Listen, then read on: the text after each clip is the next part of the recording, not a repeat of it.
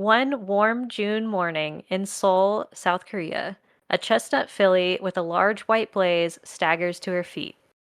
She is small in stature, likely due to Mongolian blood, but she shares the long, delicate facial features of her thoroughbred dam. Born and raised to be a racehorse, she is named Ah Chim Hai, Korean for flame of morning or morning sun. As she peacefully nurses from her mother, the filly cannot possibly know that her destiny lies far beyond the racetrack where she was born. Unbeknownst to anyone at the time, this Korean pony will become the most decorated warhorse to hold official rank in the United States military. Welcome to History from Horseback.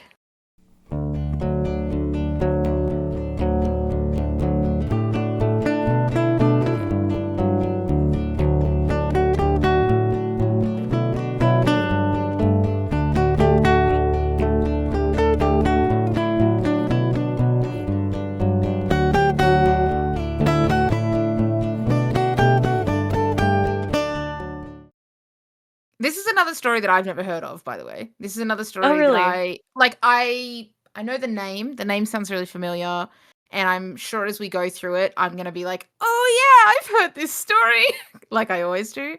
Um, but yeah, no, not really, well versed on this one. So this will be another learning episode for me, as they usually are.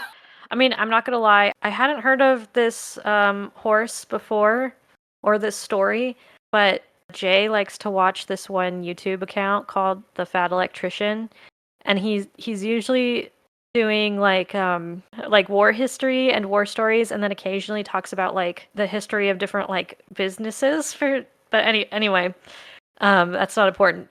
The important thing is that normally he does war stuff, so I usually just sit in the same room and, scroll through social media while Jay watches the videos.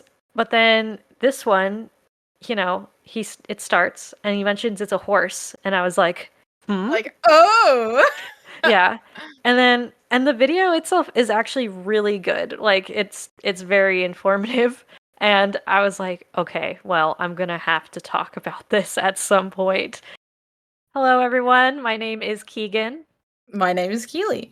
So the topic is going to be Staff Sergeant Reckless, who, a surprise, is actually a horse, not a person. Crazy. I love it. Controversial opinion. Love when animals are given stupid awards and like people awards. Whether that's for doing good deeds or whatever the hell, and it's just like a little one or a military award or whatever, don't care. It's funny to me every single time. You could put a medal on a dog and I'd be like, that's hilarious. Yes. And I think what will be funniest with this is that like she 100% like deserves every award she's given. Yeah. Like they don't just slap it on a horse like, "Oh yeah, no, she's just like, our mascot." She was a decorated war hero. But yeah, okay, I guess before we get into the actual episode, just, your daily reminder, plug that we have a Patreon. We do. And it's very cool and very funny.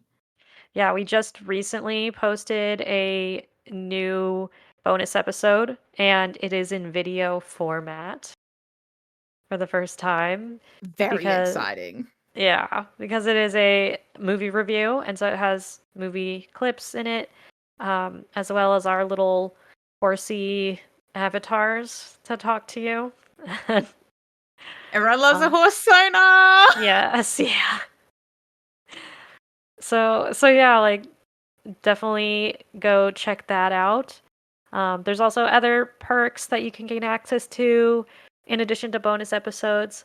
Like we do plan on having live streams, exclusive merch, and more bonus stuff in the works. And you also just get to support something that you like, which Yeah. is always nice. The link for the Patreon can be found at patreon.com/history from horseback pod. And then as far as sources go, the primary two sources that I used the Sergeant Reckless website. She's got her own website that I think is run by the Marines.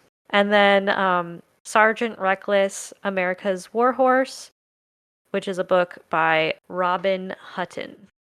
I had a school teacher with the last name Hutton. That's so Oh, weird. really? Yeah, he was my metalwork teacher. He was actually Oh, pretty cool. that's so I cool really that you liked just had a him. metalwork class. Like, what? Yeah, I had a metalwork class, I had a woodwork class, and we were on like rotation, so it was like you did art and drama, and then the next semester you did woodwork and metalwork, and then the next semester you did textiles and home economics. Oh, that's Um, cool. yeah, very exciting. I was good at home economics and textiles. I was not good at any of the other ones. I thought you said you tried felting a hat and you didn't do well at that. Okay, well, I was to be fair, the felting not good at it. But however, I did get an outstanding award on the applique that I did on the front of my like because you were in textiles and home economics at the same time, you made in textiles you made an apron to wear in your home and economics Okay, class. yeah. And I had this I went out and I bought fabric with my mum and I bought a brown fabric and I found like a really basic brown fabric that I use for the base and I used this green dinosaur covered fabric as like Oh my my like God. highlight. It was so That's cute. And amazing. I appliqued this huge like I'm okay. It was like a clip up brontosaurus or something like that that I took and I appliqued it onto the front of the apron pocket and I got an award for that because I had done it really. To be fair, I did do it really well. It was probably the only thing done well about it.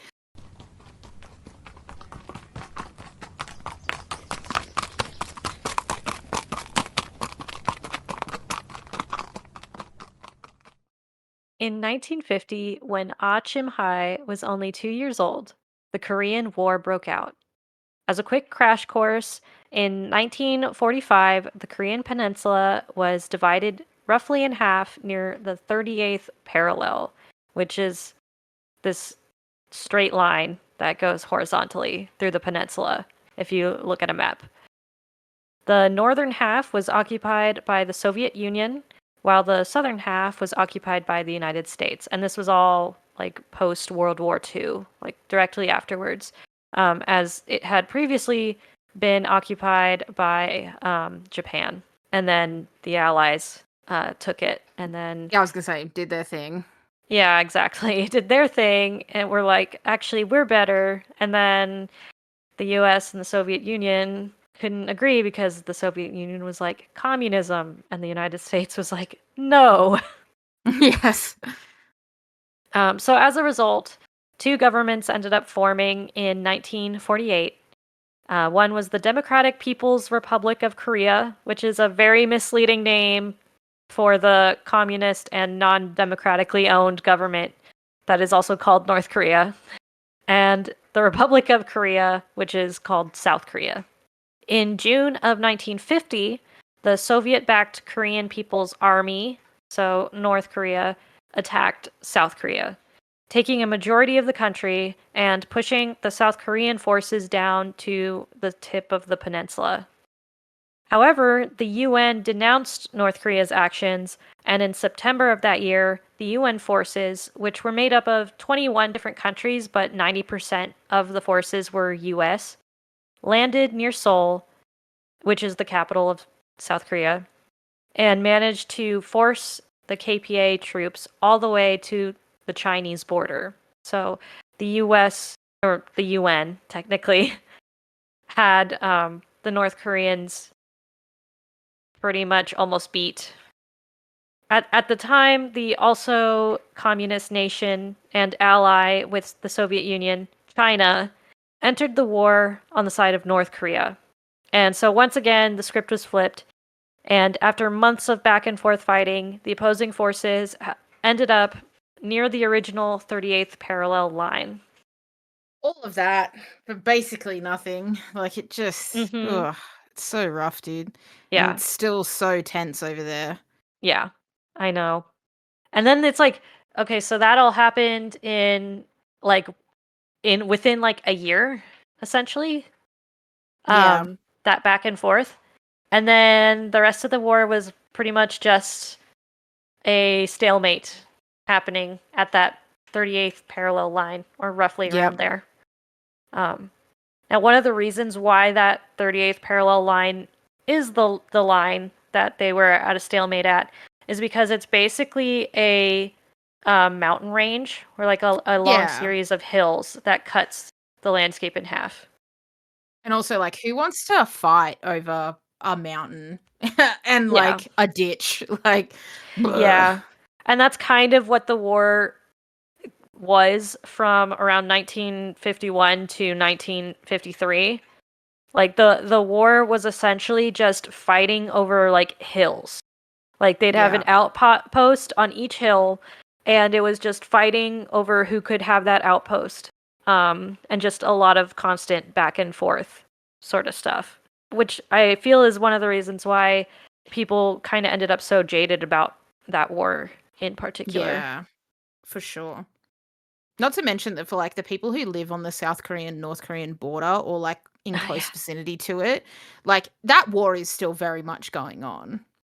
There's, like, that village that pops up on the news every occasion where North Korea has been blasting, like, this eerie, weird, like, audio clip and just blasts it like radio sirens and, like, air, you know, cyclone sirens or, whatever, tornado warnings and stuff, and they just blast it 24/7 over into South Korea. And, like, the people who live in the villages along that part of the border are just stuck with it. Like, they just have to get used to it or That's so weird. move. And a lot of them can't move because they live in the countryside. They don't live in Yeah. rich parts of the country. They can't afford to move. And it's just like this droning noise consistently, like, I, on and on I'm and on. sorry. I have to cut you off for a sec. Julia, What's she doing? stop. It's like as you're talking about this droning noise, she's like licking her paw, and it's just this constant like, and I'm like, As a misophonia girly, shut up. Stop it. Stop it. exactly.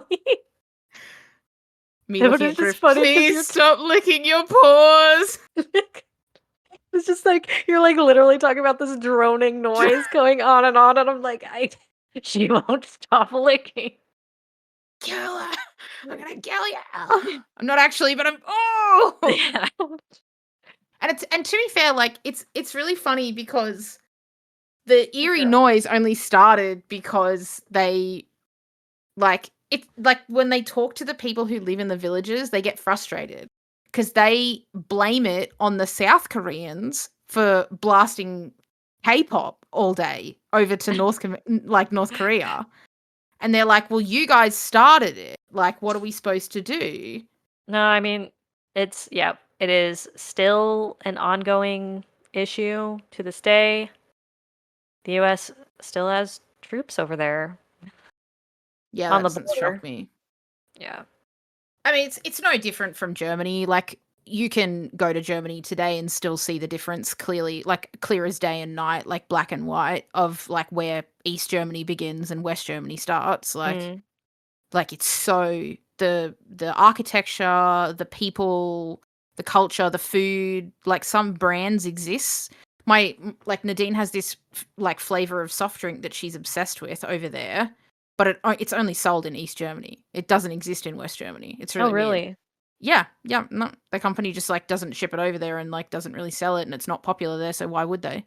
So it Weird. just basically exists in East Germany, and it's like That's you can crazy. see this. You can actively see the Soviet influence. Like, you can, like, all the buildings being, Yeah. like, concreted and I super guess industrial and I guess whatnot. that makes sense for it to be really noticeable there because it's like that. I mean, when did the Berlin Wall come down?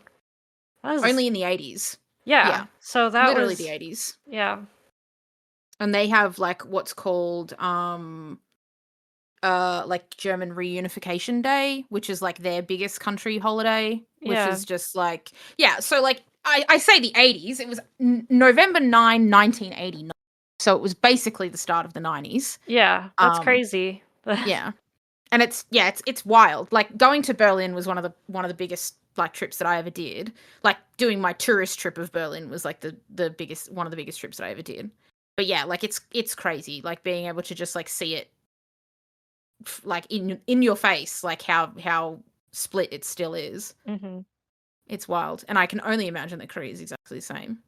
Yeah. Not that Korea will probably ever unify, but like, you know, Mhm. it's like it's just the effect of a war that is still going. It's like the war has ended technically, but Yeah. the effect is still there, very much Yes. so. Yeah. Yeah, exactly.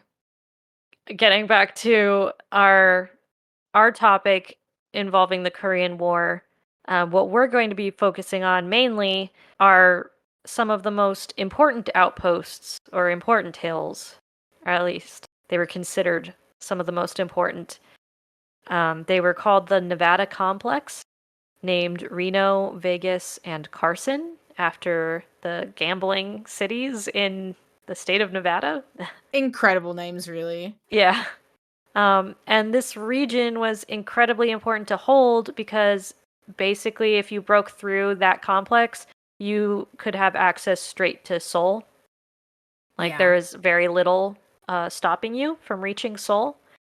And so holding it was kind of a gamble, and I guess that's why named it after the gambling cities. That makes a lot of sense, and good for them. Yeah, like the US military sense of humor is what Morbid? is the word? Yeah, yeah, pretty much. It is morbid. So the terrain of the Nevada complex faced the UN forces with a big challenge. These mountains were rugged, rocky, and possessed 45-degree slopes in some places. Vehicles and heavy equipment could not make the climb up to higher ground. The largest guns that could be brought to the front of the line in this terrain were recoilless rifles, which, if you kind of look up a picture of them, it's like a big ass rifle that they kind of hold on their shoulder. And then it, like the name implies, it doesn't really have any recoil, but it's really big and it shoots. So it's like not quite the size of like a mortar shell, but it's definitely much bigger than just like a normal rifle round would be, just to give you an idea. Carrying these large rifles and their ammunition up to the top of a mountain was very difficult and slow for human men. So, Lieutenant Eric Pedersen, who was the commanding officer of the 75 millimeter recoilless rifle platoon, 5th Marines, came up with an idea. He was going to purchase a pack animal. On October 26th, 1952, Pedersen arrived at the Seoul racecourse in search of an animal who could do the job. Why look for a pack animal at a racetrack? Well, It's a great racing, question. yeah. Like, wait a minute. Why you. I was like, "Why are we on a race course?" And then you literally said it, and I was like, "Oh, yeah. Yeah, I'm sure." I should have just waited a second for you to ask it, and then it could have seemed seamless. We can we can fake it. At this point, I feel like it'll just sound fake if we fake it. We're not good at that. Totally will. Uh, Well, Keely, ra- racing had mostly paused due to the war, and the racetrack had instead become a place where soldiers could drink and gamble during their rare times of leave. So, Pedersen was probably kind of like, yeah, I'm going to go get a pack animal. I'm going to the place where they have horses. That'll work. yeah, And it's yeah. actually just to kind of He drink and said, "It's gamble a little got bit. 4 legs and a tail, and I can get a drink. Let's go." Yeah. However, horse owners did still keep their horses at the racetrack, and this included Kim Huck Moon, the owner of the little chestnut filly that I spoke about before. At this point, around 4 years old, Ah Chim Hai caught Pedersen's eye. That rhymes. I just realized. It does. Very cute. He offered to purchase her for $250 of his own personal money. Kim Huck Moon was reluctant to sell his prized horse, but he needed the money to purchase a prosthetic leg for his sister, who had stepped on a landmine earlier and lost her leg. So Ah Chim Hai, a little pony raised for the life of a racehorse, was loaded up and transported straight to the front lines of a war zone. Achim High was promptly renamed Reckless after the recoilless rifles that she would be tasked with transporting, as the rifles were nicknamed Reckless Rifles. And I really think that nickname just comes from the fact that they're like recoilless. It sounds kind of like Yeah. reckless. Yeah, genuinely. They were like, "You know what? It's probably one of those things where someone just started calling them reckless rifles, and there was another guy in the platoon that was like, "They're recoilless," and he was like, Yeah, "My name's better. We're gonna call them this from now on." yeah, And that one probably. guy was so angry about it. Yeah.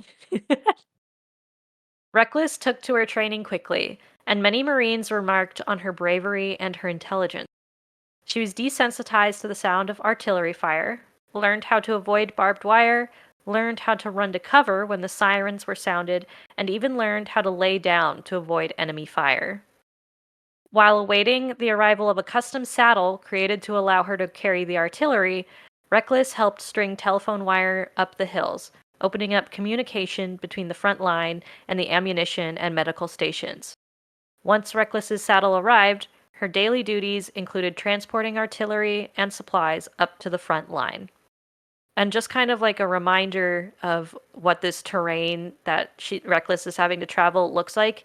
It includes things like rice paddies, which are flat, but they are generally really Wet muddy. Yeah, like wet and muddy. all the Um, time. yeah. And then and then rice paddies leading up to these hills and mountains that I was talking about that were really rocky and really steep climbs. So this was like pretty difficult terrain, even for a horse. Her popularity grew amongst the Marines as having an animal around boosted morale.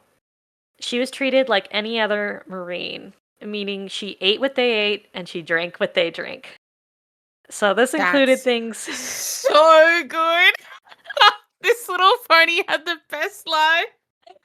So this included things like bacon, eggs, pancakes, coffee, chocolate bars, cake, Coca-Cola, candy, and beer. And only one of these things is good for a horse to have. It's the beer. Yeah. Good on you, Reckless. I'm like the fact that the chocolate didn't just kill her is Yeah, amazing to me. literally. That's so funny. She must have had an iron gut. She must cuz They got like to figure out what she was bred with or what was in her because every other warm blood that colics in 2 seconds when they haven't had hay for 45 minutes I know wants apparently you to know just what she was doing. apparently you just combine a Mongolian pony and a thoroughbred and then you just Yeah.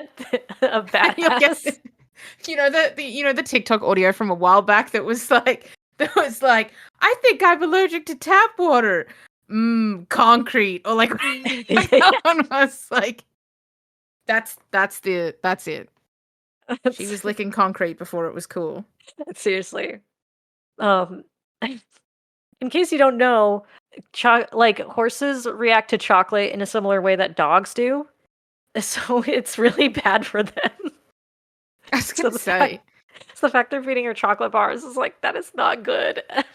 only thing that saved her was most likely how big she was. Like Yes, yeah. her body weight saved her. Like she's described a lot as having like a voracious appetite. And it makes I do wonder. I'm like, yeah, all horses do. Yeah, they're If a annoying when horse they want doesn't food. want if a horse doesn't want to eat, there's something wrong with it because they're designed to just eat all the time. So no wonder she was always hungry. Yeah. You kept feeding her shit that was full of sugar. Of course she was obsessed with it. Yeah. But You reckon yeah, and you reckon horses can get addicted to sugar like humans and kids can? yeah. So apparently she was hungry all the time and she had few manners, meaning she would nudge and nip at a Marine when she wanted a piece of their meal. And the Marines didn't seem to mind sharing their food and beer with her because she was truly seen as one of them. And later on, if she was at a higher rank than them, then that was an order. and they literally had to give her their food. Oh my god.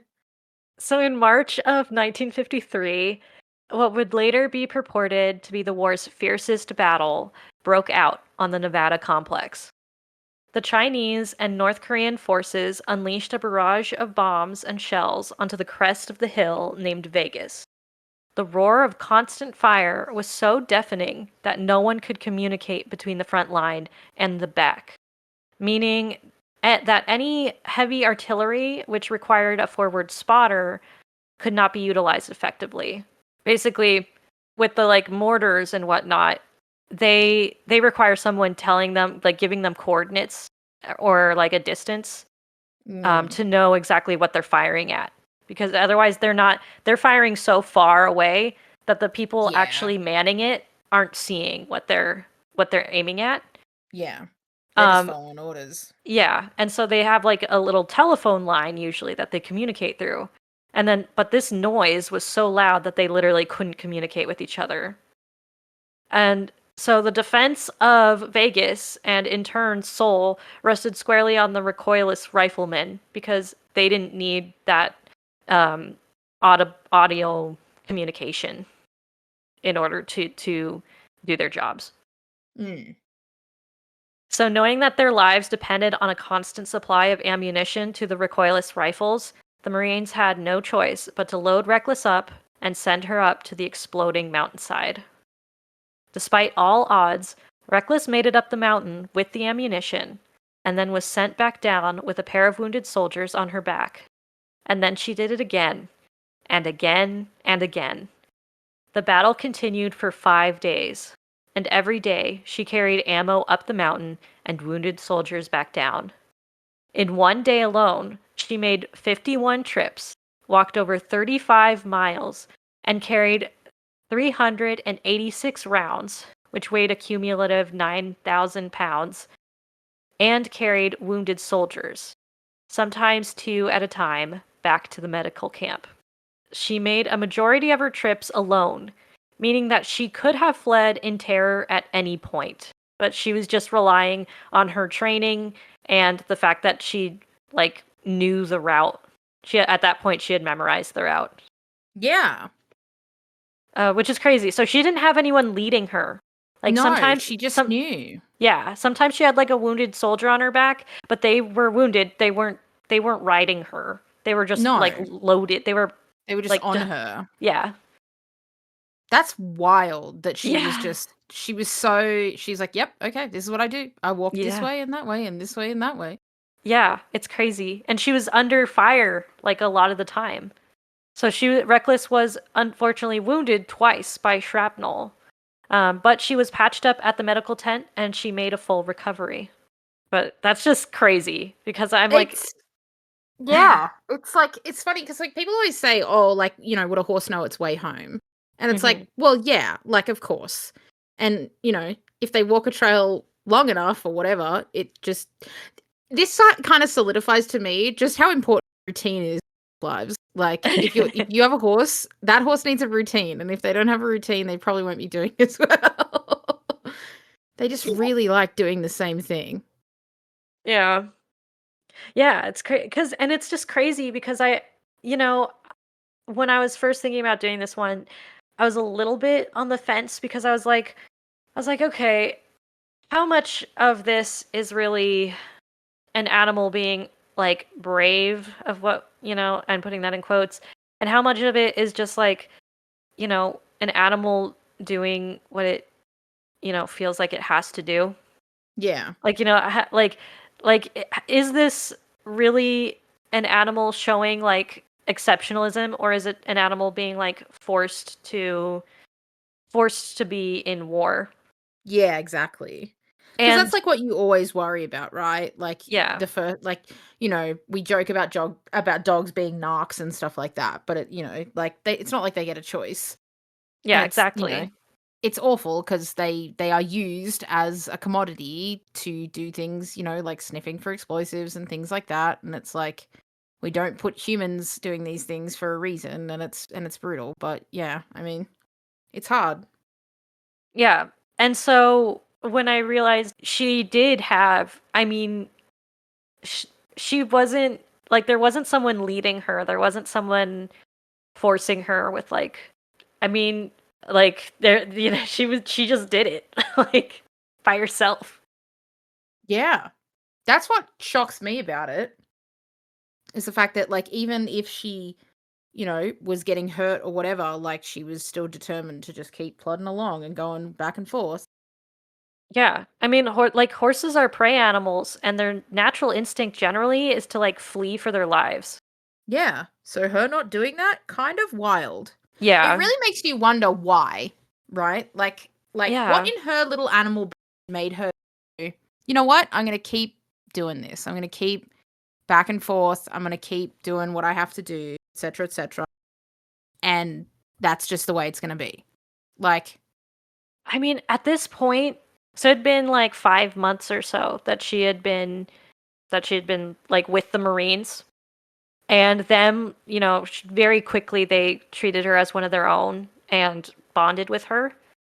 And I mean, there is that possibility that she just like they're part of there's no other horses around. They are her herd yeah, exactly. So potentially. she just, she So keeps going. it's safer to be with them. Like that's the safest option, which is kind of sweet. Yeah, it is. I thought that part was cool, and that part really kind of made me be like, yeah, I think I am comfortable like talking about Sergeant Reckless like she is an actual badass. It's so crazy too, because it's like this is one of those like things where there's really no, like, if you tried to sit down one day and were like, here's the science behind why this animal did what it did, I don't think you could answer it. Not Mhm. definitively. I don't even think you could come close to answering it definitively. I think you would just end up being like, if I think about this too much, I'm gonna get sad or something like that. Yeah. Yeah. Totally. Because I always try my hardest to keep from anthropomorphizing animals, Yeah, but like absolutely. sometimes animals just act in a like they behave in a way that you don't expect. That isn't like typical for that Yeah, and it's like, how else animal. do you explain it? How else do you explain it other than, you know? Yeah.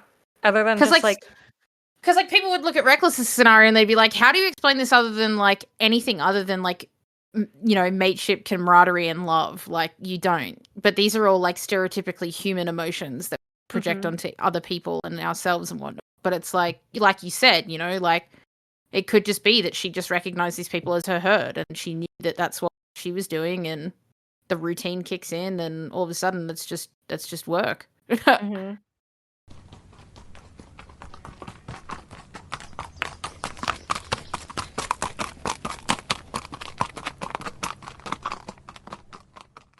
An armistice agreement was signed 5 months later in July of 1953. For her actions in the Battle of Outpost Vegas and her bravery during the remainder of the war, Reckless was promoted to the rank of sergeant in 1954. How do you think you would feel if there was a horse that had a higher title than you? Would that make you feel insecure? Or would you I laugh? I imagine I imagine the people who didn't know her story or what she had done were like, what the hell? Like Yeah. thought it was like they probably thought it was a big joke. And then it was like Yeah. the rest of the guys who were like in her what do you call it? Like a platoon Platoon. Yeah. were probably took it very seriously. Yeah. Exactly. They're like, no, that's my sergeant. That's I Yeah, salute her every time she goes past me. exactly. I They're would like salute you that horse. yeah, they're like you salute the sergeant. What are you doing? Yeah. Because, like, in Australia, like, if you're in the Defence Force and you're working, if you go past a superior at any time, you could be, like, in a shopping mall, be anywhere. You, technically speaking, have to step aside and salute them. Like, Mhm. if you're in uniform. If you're not in uniform, no one gives a fuck. But if you're in uniform and you're working, like, you're technically supposed to do that. Yeah. Um, just get out of Freckles'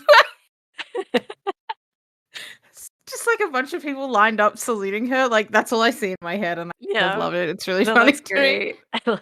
I love that too. That's the aspect I love about, like, animals in the military, is just that Yeah, kinda stuff. It's just exactly. so despite the armistice, many loose ends needed to be tied, and that meant that the troops weren't leaving Korea until 1954. As the time rolled around for Lieutenant Pedersen and his men to return home, they encountered an issue. How are they going to get a horse back to the United States? The government didn't want to spend resources in transporting her, but the Marines refused to leave their sergeant behind. When the Saturday Evening Post reported that Reckless was still in Korea and had no way back to the US, a campaign was started by the American public to bring her home. Which is so funny because that horse has never lived outside of I, South Korea. yeah, she's Korean. She's Korean. She doesn't know what you're saying. All I can think of is a horse walking up to someone being like, "Kamsahamnida." She's like, she's like, I don't speak English. What? The horse got off the boat and asked if there was any kimchi around. And I said, "Great question. Where is it?" Do you think kimchi would be better for her than the other things I they're don't feeding know. That's a really good question. I don't know. Because gochugaru, which is the red pepper flake that they make it with, her? Mm-hmm. and gochujang, which is the red pepper paste, Yeah. like both of these things are not like super spicy, but they can be. Like, obviously it depends on what type you're buying and like where you're getting it from and like the peppers that they've Yeah. used to make it. But like it's pretty spicy. And like I feel like it would be for a horse, so I don't know if it would do very well in stomachs. I feel like Yeah. it would be ulcer city. Yeah. Yeah. But hey, I'm sure they love the cabbage part. So maybe just a little bit before you make it. I don't know how horses deal with spicy. I imagine they Yeah. don't like it. Most mammals don't like spicy. I was going to say, I kind of assume that they just like I kind of assume that they don't like they wouldn't eat it in the first place. They'd probably smell it and be Yeah. like, "Oh, that's sus. I'm not going to go near that." Yeah. Like, I mean, so like Ace is normally not a very picky horse. The only thing I've noticed that he won't eat is pumpkin. But That's I, so cute. yeah, and recently, so I used like just alfalfa pellets for as his treats for when he for like positive reinforcement stuff, and I mixed my bag. I ended up accidentally putting some dog treats in it as well. Oh And so yeah. I took them most of them out, but the flavor of dog treats still, I guess, tainted these pellets. Because I went to give Ace a handful of alfalfa pellets, and he went, "Ugh, what did you do to them?" Bleh! Yeah, literally, he like made that face. And then just looked at me like, "What did you do to them? Give me the correct pellets." I was like, "I'm sorry." Yeah, he was like, "I this is wrong." He was like, "This smells wrong. I don't like it. I'm uncomfortable." Yeah.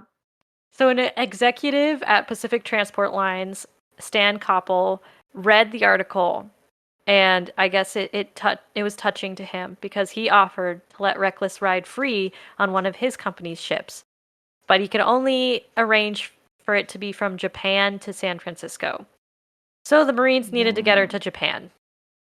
Ultimately, they did get her onto a transport plane to Japan. Which is so funny because people still to this day are like, "How do horses fly? Like, how do they go on planes?" And it's like, boy howdy, they just walk on. It's They crazy. You would do, never yeah. believe it. Well, especially when it's a horse like Reckless, like she just does what humans Yeah. do. Like they As if don't. she would care. She wouldn't. Yeah, She said, "I actually love and trust you so much that I'm just going to follow you." yeah, And that's so sweet. yeah. Reckless was scheduled to be the guest of honor at a Marine banquet upon her arrival in San Francisco. However, she was not greeted by adoring fans once she arrived, but rather by U.S. Customs. The customs agents feared that she would bring disease into the country and threatened to have her destroyed or sent back to Korea. I was going to ask if anyone had actually asked if this was okay to bring her back, because if this horse showed up in Australia, even in the 1960s, they would have been like, "That's cute. Go away." Yeah, I mean, that's essentially what they were like because I think it kind of sounds like the higher ups were still not completely on board with bringing her home. Mm. Um, And all the And Marines were like, we don't care, do it. exactly, yeah. They were like, "No, we're bringing our girl home." Yeah, they said, we actually don't care what you think. We're going to do this anyway. Yeah. So after some negotiations, some string pulling, and maybe a little bit of intimidation, Hell yeah. Reckless was permitted to disembark after tests were run. And apparently, just like a funny little aside, some of the Marines were insulted when they learned that one of the diseases she was being tested for was Doreen, which is a sexually transmitted equine disease. And they were like, "You insult her honor? She is a virgin." I can't believe you would insinuate that my good Christian horse would be like this. Yeah, exactly. So anyway, Sergeant Reckless, she was eventually cleared. She didn't have any diseases. And so on November 10th, 1954, she walked to the Marine Corps birthday ball in her brand new fancy blanket, which apparently she That's tried eating that's beforehand. so cute. She said, I don't even know what this is. I'm gonna eat it instead. Yeah. She rode the elevator to the event, and So iconic. she apparently partook in the cake, mixed drinks, and the flower decorations. There is no way that this horse wasn't fed a rum and coke at some point or something along those lines. Oh, absolutely. Like, that horse drank so much that night, I'm certain of it. Because, like, think of every individual every individual soldier that's just like, oh, just a little bit, just a little Mhm. bit. Oh, yeah, they probably partied so hard, dude. Because also they just got home. Yeah, exactly. They just got home. They're not at war anymore. Um, and it's like the Marine Corps' birthday. So they're just going hard. And there's a horse here now. Yeah, Like that and is then like and the horse is here. Let's go. exactly. She came up the elevator, the doors opened, and everyone went, the horse. Yes. Apparently there's a movie in the works and like I can't wait for just that scene alone. I like that the photo I'm looking at right now of her, she like her blanket says Sergeant Reckless. It's Oh really cute. yes. Yeah, you got to look up photos of her. She's very cute. I do I do have this like weird headcanon though that like all of the Marines that talk to her, like in my head, that horse speaks Korean. So for her whole life, she's never understood a word. And just like thumbs up and smiling, being like, I have no idea what you're saying, but this is Yeah. fun. It's like us when we're in a different country trying to figure out what people are saying and no one Yeah. knows, but we're all having a great time and that's all. Yeah. I like that the Wikipedia page says was known for her willingness to eat nearly anything, including scrambled eggs, beer, Coca-Cola, and once about $30 worth of poker chips. Oh my God. I hope she won the game. Yeah. They were like, you win, you can just eat them, I guess. Yeah, exactly. Good for Do you see her. this picture of her at the party getting beer? Oh my god, this is so good. I know. I'm so She's glad it was a mare too, because that's just like so cute. Just yeah, like a bunch of boys and their mare drinking a yeah. beer. Yeah, right? There's something about that that's really cute to me. She like that photo. She likes that a little bit too much. You can tell. Yeah. Those Yeah, ears just like yeah. She's like, ooh, yeah. for me. Yeah. Thank you. She's slurping it down. She may as well have her whole face in it. Yeah. That's so cute. Good for her. Okay. So there from San Francisco, Reckless was moved to Camp Pendleton in Oceanside, California, where she was taken care of for the remainder of her life. And the funny thing is that like I grew up not far from Camp Pendleton. Like I was, quite a few of my friends had parents who were like in the Marines and either worked on base at Camp Pendleton or just like had in the past and then moved down just a little further south to where I was. Um, and like every time we drove to my grandmother's house, we passed Camp Pendleton and we would like see they have all the like these little buildings and stuff set up for doing drills and whatnot. And occasionally we would see them running drills and doing stuff. So it's like just I'm like, "Oh my God, she was there." She was There there. was a celebrity there and I never knew. You didn't know. That's devastating. Yeah. So in later on at Camp Pendleton on August 31st in 1959, Reckless was promoted to staff sergeant. During her promotion, she received a 19-gun salute and a 1,700-man parade of Marines. Very So it sick. it was like legit. Like this Yeah, was a it was legit genuine. They meant promotion. it. Yes. And the best thing is that like if if they didn't get her home, this probably never would have happened. I So know, right? shout out to the guys that got her home because they she probably wouldn't have gotten half the recognition she did without getting home. Yeah. And also, what is funny is that when I was like kind of looking it up, it seems like staff sergeant is literally like the highest ranking they could give her.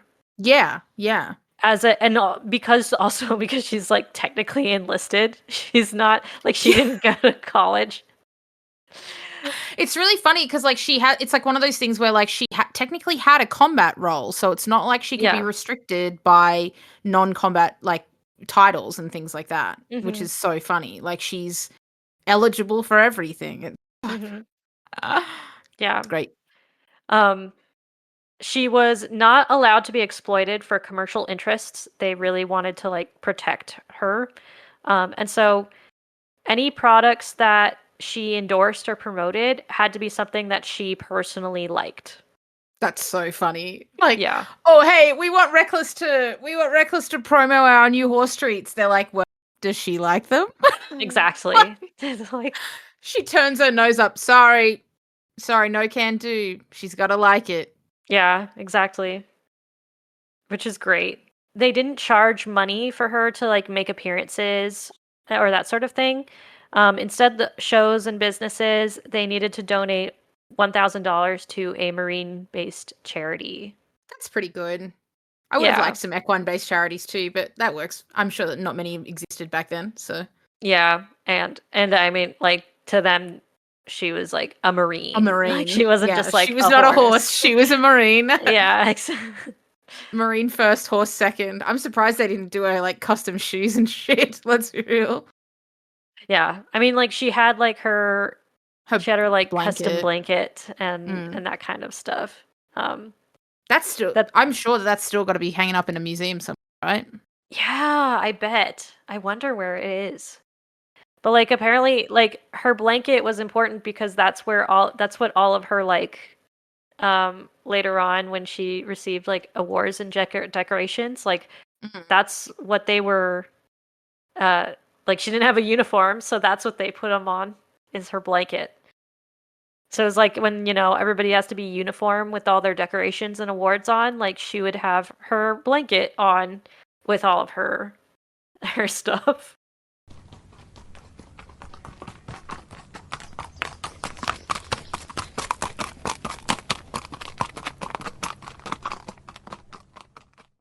So then Reckless, she ended up having four foals. The Mm. first one she had was Fearless, who was a colt. Then there was Dauntless, who was another colt, and then Chesty, who was named after Chesty Puller, who was one of the few Marines who was ever allowed to ride Reckless. He was a Marine Corps lieutenant general and the most decorated United States Marine of all time. So Wow. a very important person. A very important person. And then Reckless did have an unnamed filly who died not long after birth. Which is not unusual. Yeah. Very funny though that she had three colts and then a filly that didn't survive. Yeah, right? And there is like a story, and like the fat electrician tells this story. I don't know how true all of the details are, but Yeah. apparently the first cult, Fearless, the story of Mm. him is that they actually were using it kind of as like it was kind of supposed to be like a stunt, like a promotion stunt thing, Mm-hmm. just to like get more interest and support in like the Marines and whatnot. So they were like, we're gonna breed. Reckless is gonna have a baby, and she's gonna have it with like a thoroughbred, and it's gonna like a racing thoroughbred. Oh, wow. And so they like brought in this fancy thoroughbred, but apparently there was a mix-up, and she actually got covered by like one of the random horses that they just had at the stables in at Camp Pendleton. That's awkward as fuck. Like, really awkward. And like, yeah. So I'm not sure how true that story is, but it's just very funny to think that like essentially, as the story goes, the whole, the plan that the higher ups made was for her to get covered by this thoroughbred stallion, Yeah. but they didn't really tell her like handler. Like he didn't get the memo, so Oh. they just gave him the order to like bring her to the normal stalls for some reason, Oh my even though she god. didn't really live there, and like put her in this one stall. And he did. And then he like goes to grab like, a drink or a sandwich or something, and he comes back and someone had like, they didn't recognize her or whatever and just like put this other cult or whatever in there with her.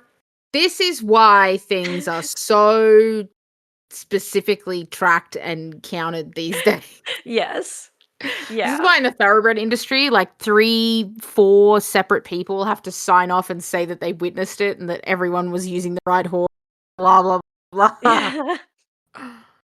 Yeah. Cuz I mean it happens. Some horses look a lot like each other, Yeah, they do. But mm, But yeah, but like, like Reckless, who is literally like, yeah, the a staff sergeant at that point. You should know who she is. But anyway. Anyway, her handler comes back, sees this going on, is like, "Oh my god, I'm going to get in so much trouble." Immediately takes Reckless out. And then they're like, then the people arrive and they're like, "What are you doing? She needs to be in this pen." And he's like, "Fine." And then they put the thoroughbred in there, and then he basically just like cock blocks the whole time. The the oh. thing is, I don't know how true this story is because that's not really how like coverings work. You don't just like Yeah. I mean, some people do. I mean, I've seen Yeah, like, some people yeah, I was gonna say some people just let their stallions run out with like a band stallion, but not as often yeah, anymore. yeah, but I can't like I don't know. Like they'd have I imagine they'd have to have like some experts there who would like want to make sure and like witness that it actually happened and that like he didn't kill her or something like that. So Yeah, that's why I exactly. kind of doubt the story is true, but it's Mhm. still really funny. It is. It's really funny. um but yeah, so that's the story Especially of like because her first cult. yeah, especially because, like, stuff like that still happens to this day. Like, whoopsie animals or, like, Oh whoopsie yeah. babies are, like, still so funny. It's, like, so common. Yeah, like Not people who just get a mare and they're like, I thought she was fat. yeah, and turns out she's been pregnant the whole time, yeah. Yeah. Including people who are like, I got the vet to check and the vet said she wasn't pregnant and now there's a full. Yeah, exactly. It's like, "We So, preg checked her a couple months back and there was nothing there, and now I have an entire horse. What's going yeah. on?" Yeah. On November 10th, 1960, Reckless retired from active service with full military honors at Camp Pendleton and basically just lived out the rest of her life in retirement there at their stables. And good for Uh, her. yep. She died on May 13th, 1968. Unfortunately, she had some arthritis, and I guess there was like basically an incident where she injured herself. And then when she was getting medical treatment for that, she just didn't have a good reaction to like the, what do you call it? Sedation. Yeah, the sedation. I assume she would have been pretty old by then. She was around, they believe she was around like 20 years old. So not like Oh, okay, so not really that super old. old. Yeah, but Mm. not like, I mean, not super young, not super old. She had lived, quite some time retired though. Yeah, I mean, 8 years of retirement, pretty good, enough to pop out 4 foals. Yeah. Fingers crossed that that was not year after year after year, but, I don't think so. I mean, it's only 4 foals, and she was retired yeah, for 4 8 foals in 8 years. years, so 1 every 2 years or so. And I kind of get the feeling that after she had the filly, they were like they might have been like, let's not risk it Mm. anymore." Yeah, exactly. It's kind of the vibe I get. Especially because it's, like, the question you have to ask yourself is, like, why are we breeding her? Yeah, exactly. Like, she's a very good horse and she's very good at what she does and blah, blah, blah, but, like, is the baby gonna be the same? Probably not. Yeah.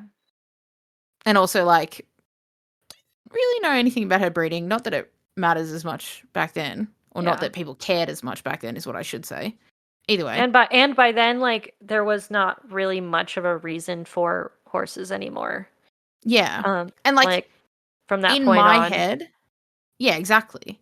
And in my head, that thing of, if you're not willing to lose her, then don't breed her, comes into Yeah. like, that's what I think about every time. And, like, that's what it would have been for me. Like, if I owned a mare at some point in my life, I don't think I could ever breed her, but thought of losing her to her pregnancy, devastating, terrifying.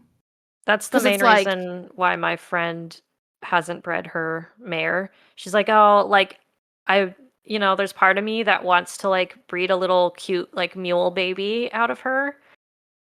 Like that would be like her, her dream yeah. goal, but she's also like I couldn't bear losing her though. Like, Yeah, because you'd also kind of have to accept the fact that you put them into foal, like, you made the and, yeah. like, not that you can really blame yourself for that, but, like, I know I would, like, Right? I'd Yeah. hold that I'd carry that forever. That'd be awful. Yeah. So as far as recognitions and monuments go for Reckless, the first race at Aqueduct Racetrack in New York was designated the Sergeant Reckless on November 10th, 1989. In 1997, Reckless was listed by Life magazine as one of America's 100 all-time heroes, which is pretty crazy. Like, there's a horse on that list of American heroes of Yeah, all which is time. like, you know what? She deserves to be there, and so Yes, she yeah. should. There is a monument at the National Museum of the Marine Corps, which is a bronze statue of her carrying her artillery shells. And this is kind of like the famous statue of her that comes up a lot when you Google her. And it's also in our splash art. That's so cute. Yeah, she's in it. Now I know who she is. Yeah, that one horse that has their neck like stretched forward and they have those little like artillery shells on their back. Yeah, yeah, That's yeah. her. Very cute. Yeah. And similar monuments, so basically ones that are like cast the same, are located in 5 other locations, including Camp Pendleton in Oceanside, California, Kentucky Horse Park in Lexington, Kentucky, the National Cowgirl Museum and Hall of Fame in Fort Worth, Texas, the Barrington Hills Farm in Barrington Hills, Illinois, and the World Equestrian Center in Ocala, Florida. As far as awards and decorations that Staff Sergeant Reckless has received in her lifetime and posthumously, include she's received 2 Purple Hearts for I the didn't 2 times she was injured. I didn't know that you could get more than 1 Purple Heart. I didn't realize that. You can get one for each time you're injured in Yeah. the line of duty. I Yeah. I So, think I think I got it confused with an award in Australia that's just like because like the Purple Heart is the one that you hear, or like you hear of someone getting a Purple Heart and it's like a really big deal. And I think I mhm. just mixed it up with something else. But yes, very cool that she got 2 of them. I think there's like a Medal of Honor or something that could be similar. Yeah, I don't But doubt it. but yeah, I mean, I too had to like refresh myself on that. I think the only reason I knew that is because I watched Band of Brothers and like Fair enough. and like one of the guys got like he was like technically injured in the line of duty, but it was like a injury that he didn't consider a very bad one, and he was like receiving a Purple Heart, and he was like these other guys just like literally died and they don't get Yeah. anything. Yeah, these guys died, had their legs blown off, or like, had life-changing injuries. Yeah. Here I am with, like, I don't know, like, a missing fingernail. It's Yeah, like, I can't, yeah, exactly. I can't remember what it was, but it was just like he was like, "Oh, I feel kind of like shitty now." But she definitely earned them. yeah. She also received the Good Conduct Medal, the Presidential Unit Citation with Star, the National Defense Service Medal, a Korean Service Medal, a United Nations Service Medal, a Navy Unit Commendation, and a Republic of Korea Presidential Unit Citation. So those were all within her serving in the military. And then she also received the Dickin Medal, which, if you're unfamiliar, that is specifically an award that goes towards animals who. I was gonna say, I feel like this is a joke, or, like, the name is a pun, or, like, it It's like a British. Oh no, it's just like named after a woman. oh, there you go. It's a British award. Originally meant for animals that served in World War II, Okay, okay. but I mean, considering it was posthumously given to animals that served in the First World War and then also later on. And then also, Reckless has received the Animals in War and Peace Medal of Bravery. So she's decorated for I sure. was gonna say, like, decorated doesn't even begin to describe it. It's like our girl was pumping these awards. She knew what she was doing. Yeah, seriously. She said, I deserve the right to retire." And so she did. Yeah. It is kind of funny because I did see in like a comment someone being like, if a human did what she did, they would be receiving way more awards. And I Mm. don't think they realized how many she actually received. Yeah, I was gonna say, like, this is a lot. This I think all of these would fit on her blanket, but I think if she was a human, they would struggle to fit on her coat. Yeah, exactly. Because if we think about it, I think if someone for 5 days straight carried ammunition up a mountain and then carried injured back down for 5 days straight, I do think they would probably get like a Medal of Honor. So, Yeah. Yeah. so maybe I'm just looking at you, U.S. military, posthumously. Well, where's my Look, girl's Medal of yeah, Honor? she needs one. She needs one. I'm about to petition this to happen. Go. Maybe not right now, actually. I changed my mind. Can and often is awarded posthumously. Yeah, she needs one. Yeah, she needs one. It's only when did she die? 60? 68.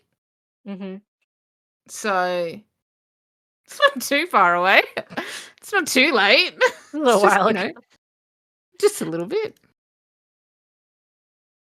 I mean, she's in, Life magazine's American all-time heroes. Yeah, exactly. Like she absolutely should have one. Yeah, that's what we'll take from this episode. Yeah, exactly. Is that Reckless deserved a Medal of Honor. Mostly because we don't really make any money off of our content, so I can't like donate those proceeds to a marine-based charity Yeah. per, tradition. But unfortunately, I'm like we don't really get money. If we got proceeds, I'd do that. Yeah, But we yeah, don't. exactly. Donating this $1,000 to a marine charity with the note attached to it that says Reckless deserved a Medal of Honor. Yes, there we go. I'd probably do like, Wounded Warriors or something like that. Yeah, that's fair. I've heard of them. Yeah, there you go. But yeah, that's the story of Staff Sergeant Reckless. I hope you enjoyed it. I had a great time. Thank you for listening to History from Horseback. We hope that you enjoyed this episode. For bonus content and early access to episodes, check us out on patreon.com. We're also on TikTok, Instagram, and Facebook, so give us a follow for more historical horse content. Thank you again for listening. We'll see you out on the trail.